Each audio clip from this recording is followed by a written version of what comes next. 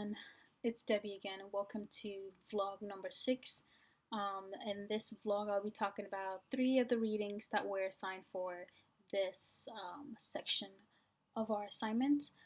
The first reading is going to be Don't Say Nothing by Jamila Pitts.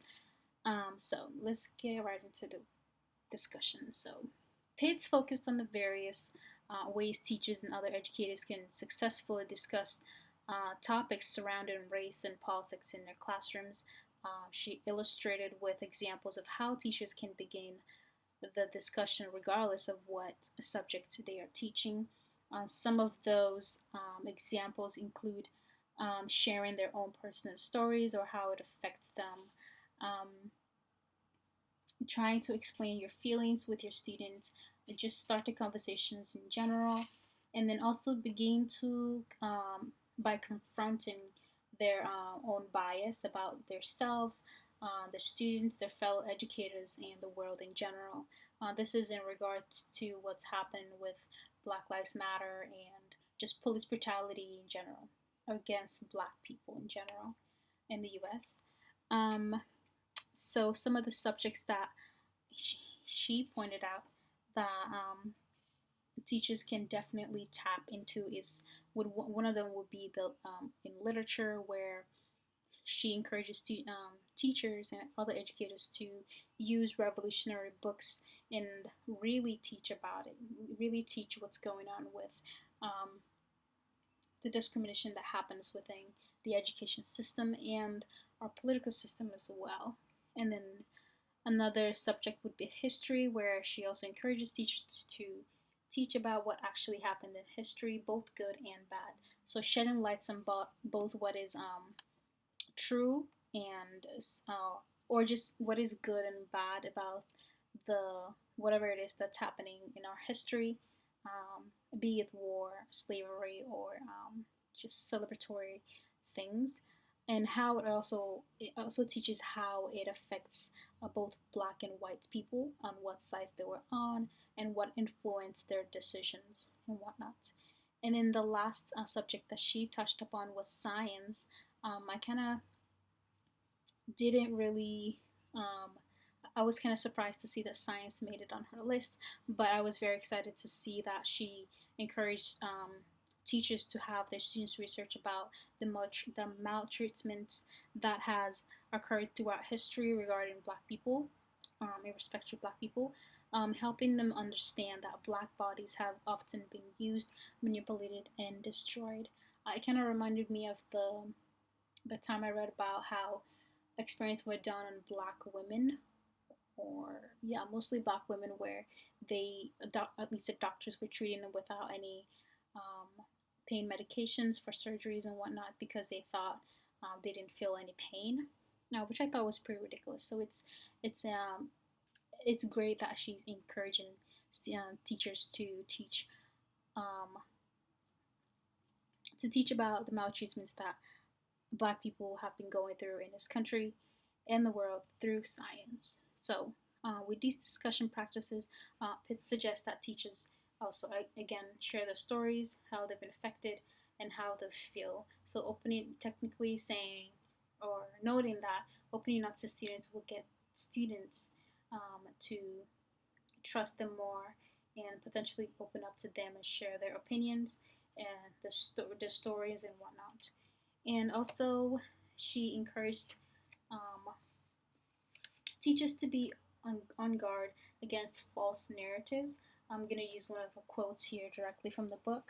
Um, she wanted to make sure that teachers who are doing these kind of practices or teachings of the actual factual histories to um, teach about how all white people are not racist or bad, and all African Americans are not saints or bad people in general.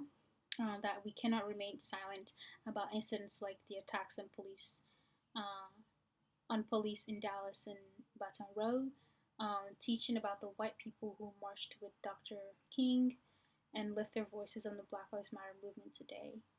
Just um, yeah, just generally teaching about the true things that are happening, recognizing both sides, or should I say, both aspects of the struggles that they've been going through here.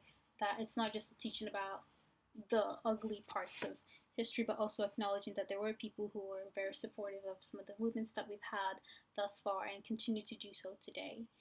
And in the second reading, which is Black Teachers, Black Youth, and Reality, Pedagogy by Christopher Edman. Sorry, I'm over here flipping my paper. This technically, this Emden asserts that Black teachers, especially Black male teachers, are needed to teach Black students, but they are also expected to drop the whiteness perspective that they have that have been instilled in them as they teach Black students. He encourages them that he notes that they need to teach, they need to be themselves to the fullest to avoid coming off as wardens to the students, um, to the Black students, or so they can avoid being called an Oreo, where you're Black on the outside, but you're asserting and teaching and acting a certain way, which certain way of, I guess, whiteness towards the students. So policing them and telling them what not to do, but in a much harsher way, instead of being genuine and caring as you should have been. And he continues to note that a reality pedagogy is needed to combat the white middle class ideologies that have been in practice for decades. Some of those ideologies, or yes, some of those reality pedagogies encompasses the 7 C's that he discusses in the book. One of them is the co-generative dialogues. This is where students are able to help or to talk with the student, talk with the teachers off class, either during lunch, before or after school, where they talk about things that could be going on in the classrooms. That the conversation must generate an action plan for addressing an issue raised in the dialogue. So, yeah, co-teaching as well, cosmopolitanism, context, content, competition, and curation. Curation would be the idea where they actually they have students' input on what should be going on in the classroom, what could be taught in the classroom, or just generating ideas that they think is beneficial for them. And last but not least, the last reading that I'm going to talk about is how one elementary school sparked a citywide movement to make Black students' lives matter, by Wayne Au and Jess Hagopian. They both focused on the movement and event inspired by the John Muir Elementary School located in Seattle, where a bomb threat had been made after the school publicly hosted a community walk in support of the Black Lives Matter movement and cause. The movements were also inspired by the decade-long institutional racism infecting the Seattle public school. The elementary school was joined by a lot of they were met with a lot of support from even the broadcasting television um, network, as well as the Seattle Quality Education Organization, Seattle Council, Parent Teacher Student Association, and NAACP, among other groups and individuals that were able to, I guess, lend their voices, lend their themselves to the cause, being able to march with the students and march with the community in general. And one of the quotes that I thought was really interesting to me, that I found interesting at the end of the book, was it kind of, I guess,